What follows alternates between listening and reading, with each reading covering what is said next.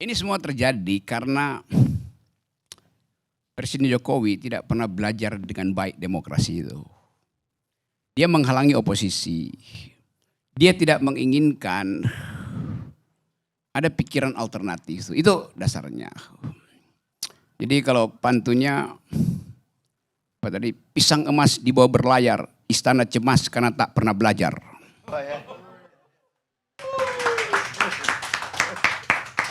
Akibatnya, akibat nggak pernah belajar, tadi betul Mas Hinton, kita seolah-olah menduga-duga isi karung itu apa tuh. Capresnya siapa, wapresnya siapa tuh. Padahal sebetulnya dari awal kita tahu ini bukan kucing di dalamnya. Dalamnya namanya cepret, cebong kampret yang ada di dalam tuh. Karena mau dipaksa kawin paksa antara Anies dan Ganjar. Tadi saya salah baca tuh, saya datang ke sini, saya pikir judulnya duel Anies Ganjar. Ternyata duet Anies Ganjar. Sial betul.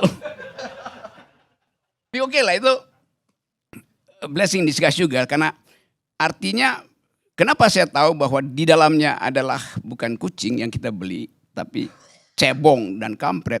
Karena karungnya karung bolong, udah kelihatan. Gak perlu disembunyikan lagi itu.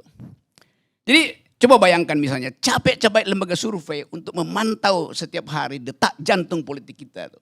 Tiba-tiba besok AHY ketemu Puan misalnya, berantakan surveimu. Tiba-tiba besok ditetapkan bahwa menterinya Willy ini tersangka. Kan mau dipanggil. Udah dipanggil. Menteri Kominfo. Berantakan. Tukar tambah lagi, ulang itu. Jadi kalau kita tanya margin of error itu akan dihalangi oleh margin of terror. Itu. Jadi ngapain sebetulnya? Oke, saya balik pada soal yang lebih fundamental ya. Harusnya didorong Anies dan Ganjar bersaing. Dia aja berdua. Karena kita mau melakukan penyederhanaan politik. Jelas Anies itu mau ucapin dengan definisi apa? Anies itu kadrun. Ganjar itu cebong. Norma kita memastikan itu, walaupun headline-nya bilang udah nggak ada cebong kampret. Tapi semua konstituen Islam pasti ke Anies. Yang sekuler datang ke Ganjar tuh. Yang di tengah mekeng. Partai sentris. Berupaya untuk balancing antara ideologi kiri kanan. Tetapi itu antropologi politik kita adalah bersaing secara ideologis. Nggak mungkin Indonesia dalam 10 tahun ke depan itu 5 kali pemilu itu hilang fasilitas Islam dan fasilitas sekuler. Jadi dorong aja supaya jelas. Jadi kalau pasang Anies dan Ganjar itu sama dengan pasang Amerika itu Donald Trump dan Hillary Clinton itu ngaco tuh. Mending provokasi aja kan. Kayak silahkan tuh. Itu poin dasarnya ada di situ tuh. Nah ini yang menyebabkan kita nggak tahu apa sebetulnya keinginan Pak Jokowi itu. Tiba-tiba ngasih ide si ini bisa jadi, padahal sebetulnya endorsement powernya itu tinggal 7%. Tetapi tentu Pak Jokowi tahu bahwa dia sebagai negarawan udah nggak mau berpikir negarawan, dia mau berpikir sebagai politisi tuh untuk mengamankan dinasti. Karena itu dia mulai keluarin kartu satu-satu tuh. Gua punya sprindik ke Nasdem, gua punya sprindik ke PKB, gua punya sprindik macam-macam, potential sprindik. Karena dia tahu semua ketua partai ini punya komorbid. Dan semua ketua partai tahu bahwa Pak Jokowi juga belum divaksin. Sama, saling tagih. Itu dasarnya kan. Karena itu cemas versus cemas. Jadinya tuh. Di dalam keadaan itu kita nggak lihat ide untuk dipertengkarkan di medan debat tuh. Kegiatan politik istana apa sekarang? Atau partai politik lato-lato. Lato-lato, laki-laki tolol. Lama-lama tolol gitu. Karena gak ada ide gitu. Kita mau lihat misalnya seandainya, coba kita uji. Apakah Anies mau batalkan IKN? Kan itu yang ditunggu tuh. Bagaimana mungkin? Demokrat pro IKN kok. PKS pro IKN. Nasdem pro IKN. Kan itu pertanyaan awal supaya ada etika itu. Karena pertaruhan kita adalah soal IKN. Karena itulah legasi Jokowi.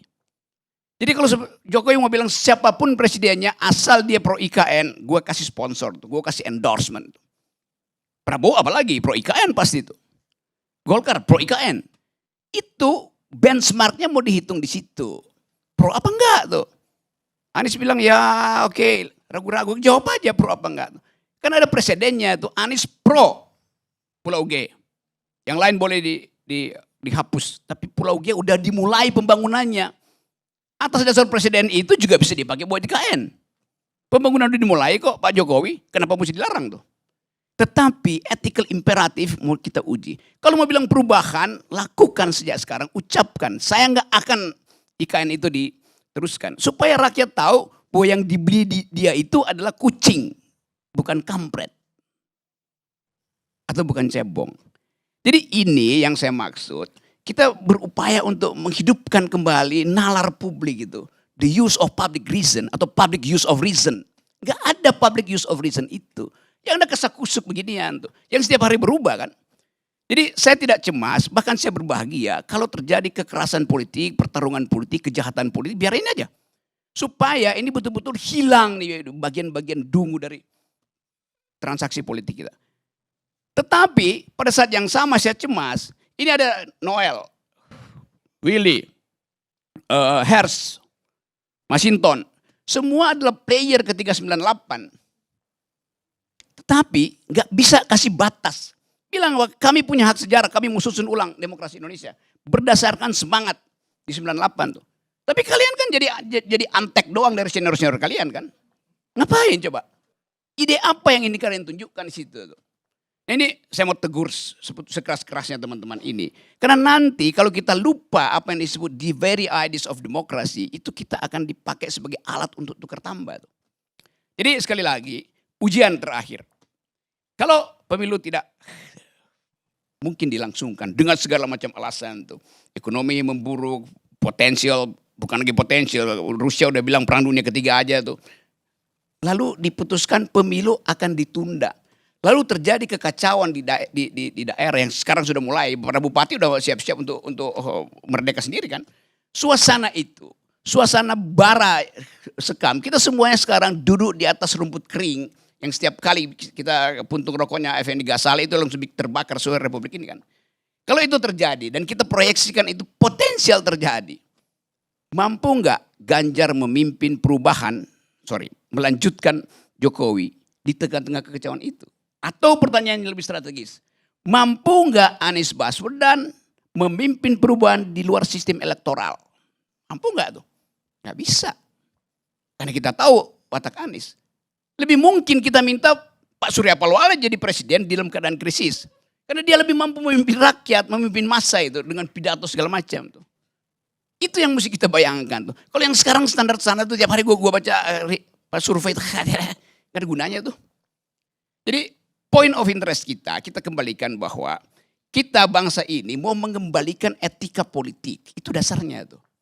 Dan itu yang kita tuntut, saya dan Pendi ini berupaya terus minta 0% kan. Supaya gak ada kasakusuk. Kalau dari awal 0% gak ada kasakusuk begini. Jadi janji demokrasi itu yang saya tagih sekarang. Dari Hersi, dari Willy, Masinton, lu juga Noel tuh. Ucapin sesuatu bahwa kita adalah brainchild dari 98. Anak pikiran dari reformasi. Dan kita tuntut itu sekarang. Bikin batas itu. Nah kalau itu terjadi, gue dukung kalian berempat jadi calon presiden. Makasih. Tetap 0%. Pertanyaannya, setelah beberapa kali ketemu LBP, apa arahan LBP untuk Rocky Gerung? Dia minta arahan dari saya justru tuh. Apa yang mau terjadi? Karena LBP nggak tahu keadaan di bawah, dia cuma tahu data yang disebut sebagai big data tuh. Dan kita nggak tahu siapa yang supply data itu ke LBP. Itu dasarnya. Jadi soal semacam itu justru yang kita ingin pastikan bahwa ada orang sinis bahwa pasti Rocky Gerung diarahkan oleh LBP itu. Karena saya ngobrol dengan LBP. Pasti Rocky Gerung diarahkan oleh Yusuf Kalla. Saya ngomong dengan Yusuf Kalla. Pasti Rocky Gerung diarahkan oleh Mahfud MD. Karena saya ketemu mereka bicara itu. Pasti diarahkan oleh Gibran. Karena Gibran datang ke tempat saya tuh. Itu tai kucing semua itu. Yes. Saya nggak ada problem dengan itu. Jadi saya beroposisi dengan Presiden Jokowi. Ngapain beroposisi dengan pembantu-pembantu presiden? Konyol namanya.